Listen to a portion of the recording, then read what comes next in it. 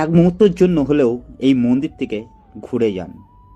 হায়দ্রাবাদের বুকে রয়েছে সৎসঙ্গ মন্দির। এই মন্দিরে আসলে বুঝতে পারবেন আপনি অন্য জগতে চলে এসেছেন। এত সুন্দর তৈরি করা হয়েছে এই মন্দিরে। মন্দিরে আসলেই বুঝতে পারবেন এখানে শান্তি, প্রার্থনা সব কিছু মিলে যায়। এই হচ্ছে দেবী মায়ের দর্শন করার ঘর। এখন আপাতত বন্ধ রাখা হয়েছে।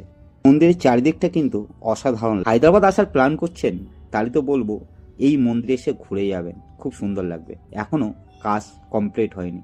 চারিদিকটা কিন্তু পাথর কেটে কেটে তৈরি করা হয়েছে। এই মন্দিরের ডিজাইনগুলো এত সুন্দরভাবে তৈরি করা হয়েছে, দেখলে বুঝতে পারবেন না যে পাথর কেটে কেটে এই মন্দির তৈরি করা হয়েছে। খুব সুন্দর লাগলো এই মন্দিরে আসার পরে। সকাল 8টার থেকে দুপুর 12টা খোলা থাকবে। তারপরে 12:30টার থেকে সন্ধ্যে 6টা অবধি এই মন্দির খোলা থাকে। এই মন্দিরটা আপাতত এখন 2 থেকে 3 মাস টাইম লাগবে কমপ্লিট হতে। তা কেমন লাগলো ভিডিওটা অবশ্যই জানাবেন। আবার দেখা হবে নেক্সট ভিডিওতে।